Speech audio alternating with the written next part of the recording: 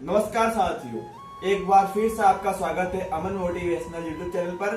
और मैं अमन प्रजापति आप सभी का हार्दिक स्वागत करता हूं। और आज हम जिस टॉपिक पर चर्चा करेंगे वो है दान का महत्व। इस टॉपिक पर हम चर्चा करेंगे और इस छोटी सी एक कहानी के माध्यम से मैं आपको समझाऊंगा।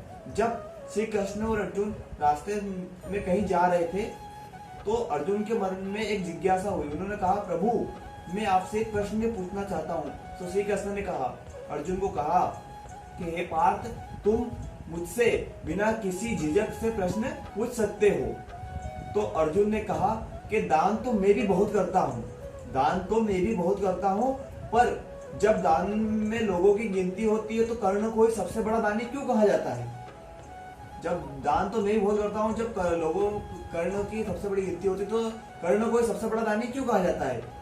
तो प्रभु मुस्कुराए और बोले, मैं तुम्हें इस प्रश्न का उत्तर अवश्य दूंगा। और श्री कृष्ण ने पास में स्थित दो पहाड़ियों को सोने में परिवर्तित कर दिया और अर्जुन को कहा, अर्जुन तुम्हें ये दोनों पहाड़ियों का सोना आसपास के गांवों के लोगों में बांट देना है। तो अर्जुन प्रभु श्री कृष्ण की आज्ञा का पालन करते ही तुरंत चल दिए दोनों पहाड़ी का सोना बांटने के लिए गाँवों में। और गाँवों में गए और उन्होंने कहा लोगों से कि मैं अर्जुन तुम सबको सोना बांटूंगा, तुम सभी एक लाइन में कतार में खड़े हो जाओ। तो सभी लोग एक लाइन में कतार में खड़े हो गए। जब अर्जुन पहाड़ी से सोना तोड़कर लाए और गांव के लोगों में बांटने लगे तो गांव के लोगों ने उनकी जय जयकार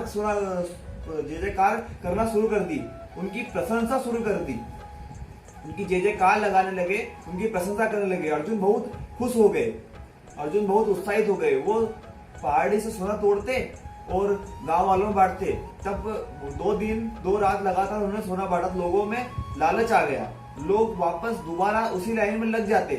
तो अर्जुन सिर्फ उन्हीं को सोना देते थे जिनकी आवश्यकता थी। अर्जुन स्वयं को दानी समझ रहे थे। तब 2 दिन और 2 रात लगातार सोना बांटते ही अर्जुन को ऐसा थकान जैसा महसूस हुआ। उन्होंने श्री कृष्ण को कहा, प्रभु मैं अब आगे काम नहीं कर सकता, मुझे विश्राम की आवश्यकता है। तो भगवान श्री कृष्ण ने कहा, पार्थ तुम विश्राम करो। इतने में उन्होंने कर्ण को बुलाया और कर्ण से कहा कि ये दोनों पहाड़ी का सोना तुम्हें गांव के लोगों में बांटना है। तो कर्ण ही श्री कृष्ण की आज्ञा का पालन करते ही तुरंत चल दिए और गांव के लोगों को बुलाया और उनसे कहा, इन दोनों पहाड़ी का सोना आपका है, आप जितना भी चाहो ले सकते हो, आपका है, आप जितना भी चाहो ले सकते हो। और चले गए। तब अर्जुन ने सोचा कि ये तो मेरे मन में ऐसा सवाल क्यों नहीं आया, मैं भी तो ऐसा कर सकता था।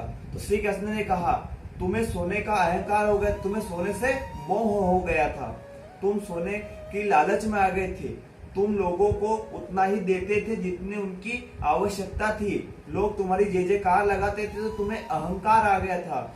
और वहीं विपरीत कर्ण को ऐसा कुछ नहीं था, क्योंकि उन्होंने सोना दिया, लोगों के वाक्य से उनको कोई मतलब नहीं था। कोई फर्क नहीं पड़ता था कि लोग उनके जाने के बाद या जाने से पहले क्या कहे, क्या सोचेंगे, ऐसा कोई मतलब नहीं था।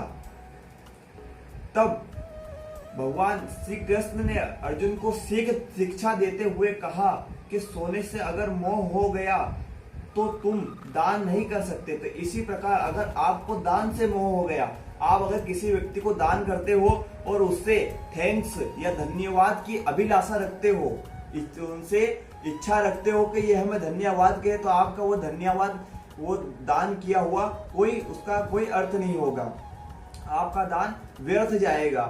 आप बिना किसी स्वार्थ के अगर दान करोगे तो ही आपका दान सफल होगा।